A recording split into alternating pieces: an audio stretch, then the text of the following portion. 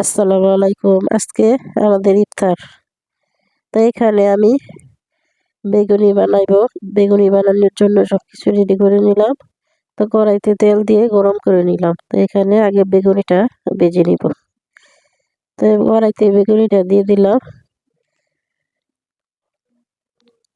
তো দেখেন এখানে নিচের হাতে বেসন বাঙ্গাই নিলাম।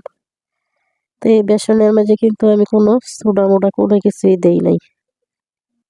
তো বেগুনি বানানো শেষ হয়ে গেছে, এখন আমি আলুর চপ ভেজে নিব। এই যে দেখেন কত সুন্দর হয়েছে বেগুনি আর আলু চপ গুলান, কত সুন্দর হয়েছে। তো এখানে আমি আবার ডাউলের বড়া বানাবো, ডাউলটা বেটে নিলাম। এখন আমি ডাউলের বড়াটা বানিয়ে নিব।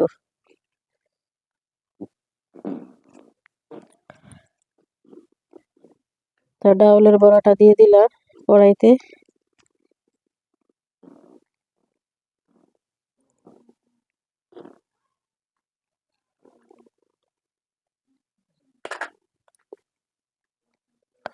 তো এখানে আমার যে ডাউলের বড়াটা বানানো সুন্দর হয়েছে, কত সুন্দর।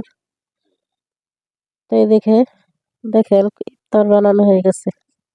তো এই নিজের হাতে ইফতার বানায় খাইলে অনেক মজা।